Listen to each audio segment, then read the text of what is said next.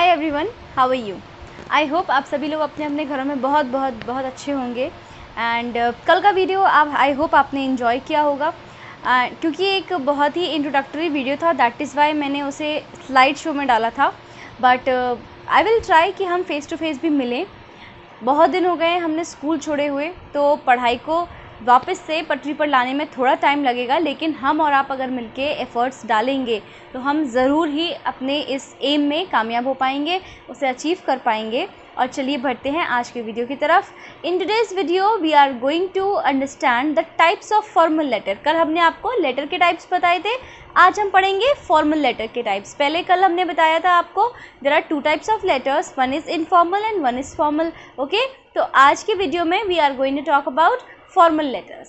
Okay, so I am going to read it for you and to make you understand.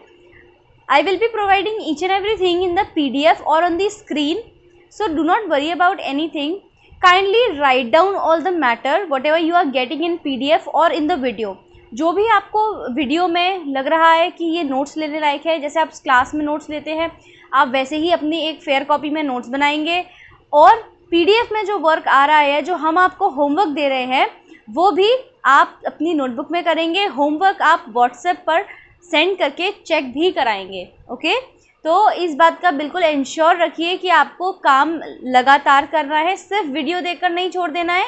You have to do your work also. Homework भी उतना ही ज़रूरी है जितना कि आपका ये वीडियो वाला क्लास वर्क है। ठीक है, चलिए आगे बढ़ते हैं।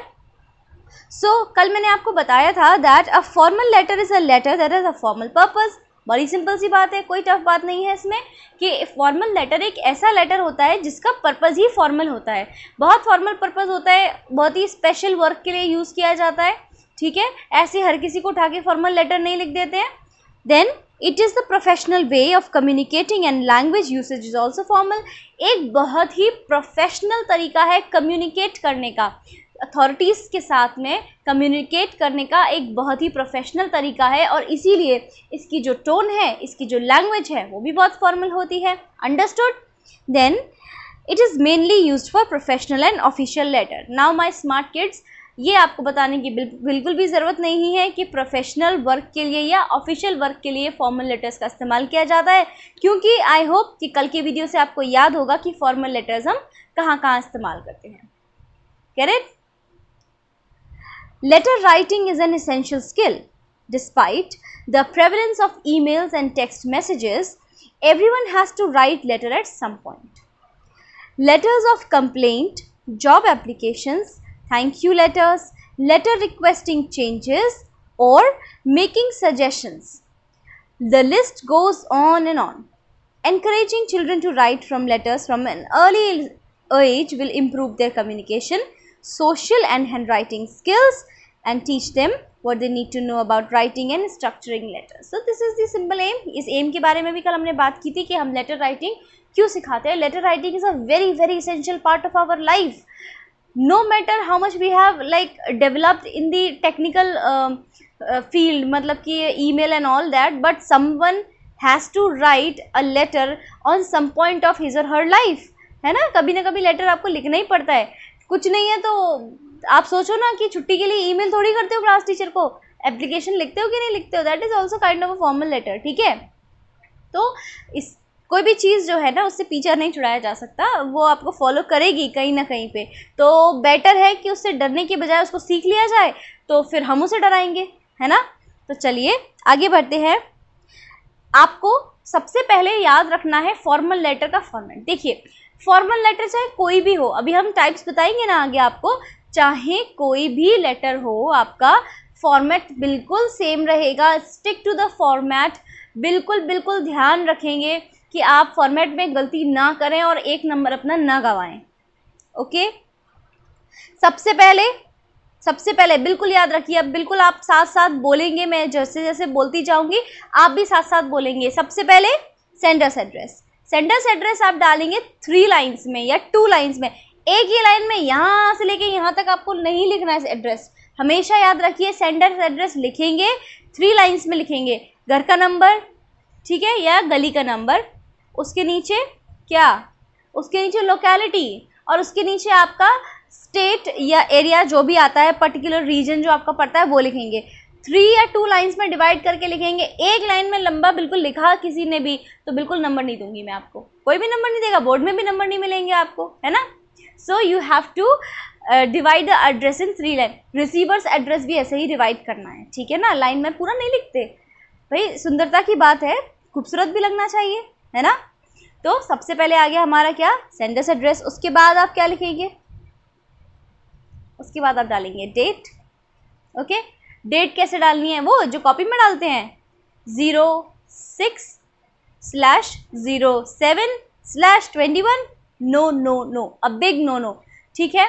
आपको डेट इस तरीके से नहीं डालनी है। डेट का फॉर्मेट ये है, आप ऐसे ही डेट डालेंगे। मतलब जैसे कि अगर आप कल हमारी डेट है 6 तो 6 TH लगाएंगे उसके आगे 6, उसके बाद में कौन सा मंथ है, जुलाई, 6 जुलाई कॉमा ईयर 2021, ऐसे ही डेट लिखनी है। इंग्लिश में आप कहीं भी कोई क्रिएटिव राइटिंग कर रहे हैं तो राइटिंग सेक्शन में हर जगह पर अगर डेट डालेंगे तो ऐसे ही डालेंगे, ठीक है।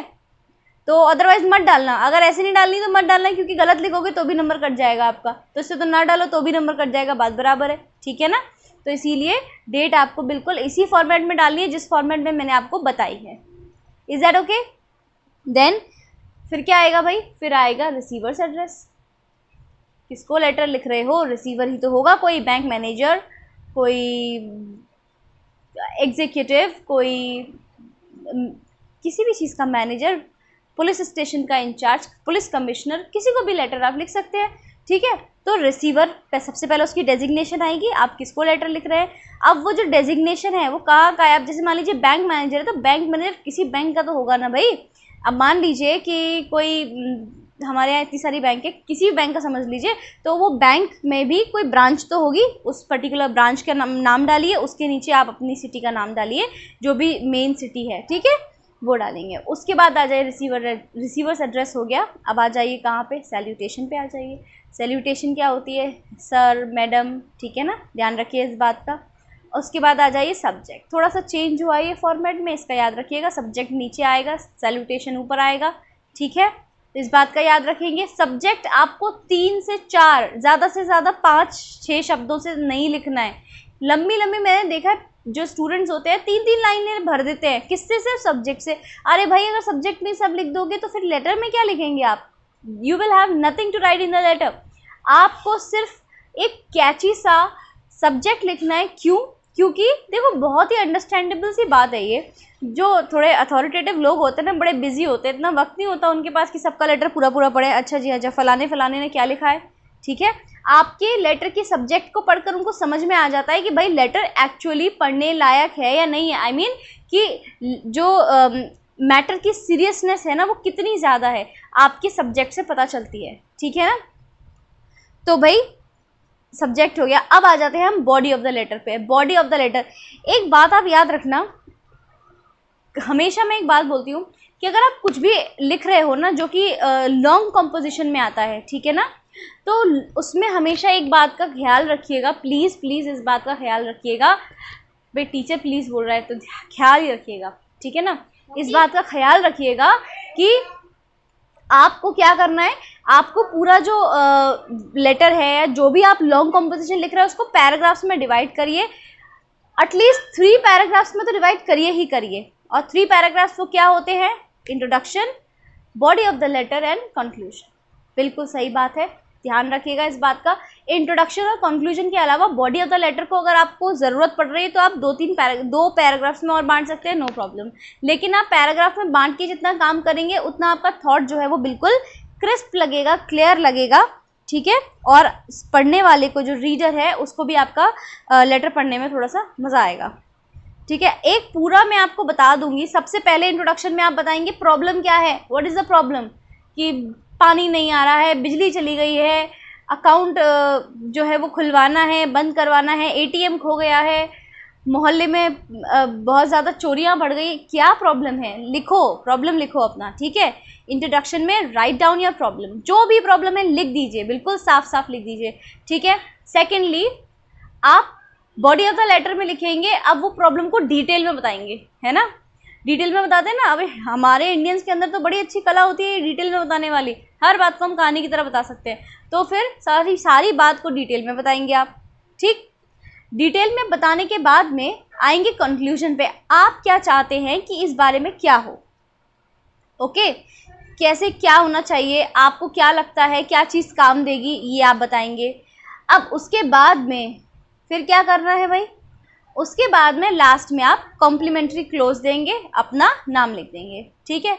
इतनी बात है। देखो, एक लॉन्ग कॉम्पोजिशन रखने का सबसे अच्छा तरीका ये है कि आपको क्या करना है, आपको उसको अपना समझ के लिखना है, ठीक है। जैसे कि आप समझो कि अगर लाइट नहीं आ रही है ना, तो सच में समझो कि मेरे घर में लाइट नहीं आ रही है, मेरे कॉलोनी में लाइट नहीं आ रही है, आप बहुत अच्छा लिख पाएंगे, ठीक है।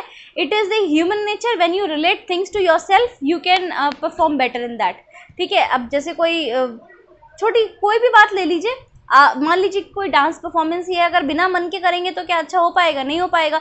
सिमिलरली लिटरेचर भी ऐसा ही है और राइटिंग सेक्शन भी ऐसा ही है, जब तक आप उसे फील नहीं करेंगे, रिलेट नहीं करेंगे, you can not perform better, okay.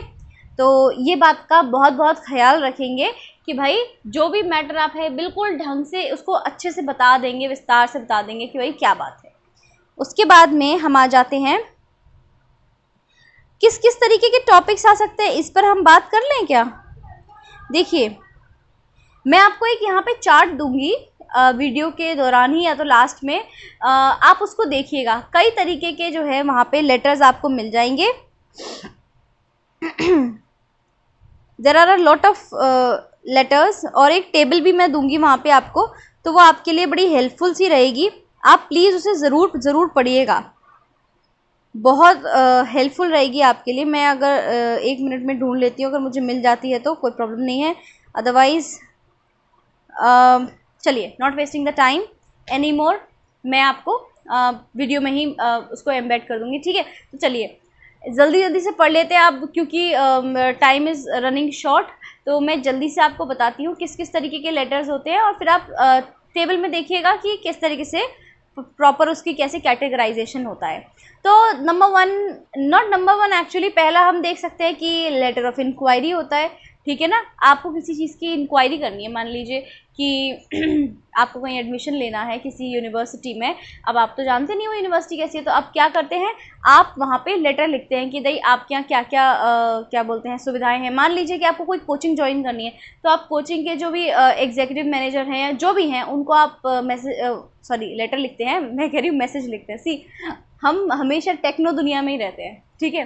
तो आप उनको लेटर लिखते हैं क्या कि हाँ भैया, हमें बताइए कि आप क्या क्या फैसिलिटीज़ दे रहे हैं, what facilities are you providing to us. Basically just like the name implies, these letters are means of collecting any information. जैसा इनका नाम है, सीधी सी बात है, पता चलता है भाई इंक्वायरी लेटर, इंक्वायरी करना किसी चीज़ के बारे में, इन्फॉर्मेशन इकट्ठी करना। अब वो इन्फॉर्मेशन बहुत सारी तरीके से हो सकती है, ठीक है। People use this letter to gain the information और नॉलेज रिगार्डिंग सम एकेडमिक और प्रोफेशनल कोर्स और job inquiry, charges of various services, cost of goods, terms and conditions of working agreement etcetera. अब लोग कई तरीके की इंक्वायरी करते हैं, जैसे कि अगर उनको कोई इन्फॉर्मेशन चाहिए किसी एकेडमिक या प्रोफेशनल कोर्स के बारे में। मान लीजिए आपको होटल मैनेजमेंट का कोर्स करना है, तो आप किसी यूनिवर्सिटी में पूछेंगे भाई आप बताओ क्या क्या फ़ीस है आपकी, क्या कोर्स देंगे, रेजिडेंशियल आपकी फैसिलिटीज़ कैसी हैं, अकोमोडेशन कैसा है, खाना कैसा है, हॉस्टल खाना ज़रूरी है ना बहुत, खाना कैसा है, ठीक है, इन सब के बारे में पूछेंगे। आप वेरियस सर्विसेज के चार्जेस पूछ सकते हैं, किसी जगह पर काम करने के टर्म्स एंड कंडीशंस पूछ सकते हैं। तो कई तरीके के इंक्वायरी लेटर्स हमारे पास होते हैं, ठीक है। सबसे पहले इंक्वायरी लेटर लिखते समय आपको कुछ चीज़ों का बड़ा ध्यान रखना पड़ेगा, और वो बातें क्या है।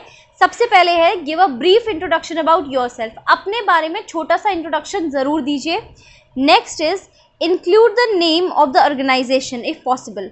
अगर आप किसी जगह पर जहाँ पे लिख रहे हैं ना, तो अगर पॉसिबल हो सके तो उसका नाम लिख दीजिए, कभी मन से बना के लिख दीजिए। अगर आपके उसमें नहीं है, अगर आपके क्वेश्चन में नहीं दिया हुआ है आपके उसमें डेटा में, तो आप अपने मन से लिख दीजिए, लेकिन कोशिश करिए, इससे क्या एक पर्सनल टच दिखाई देता है।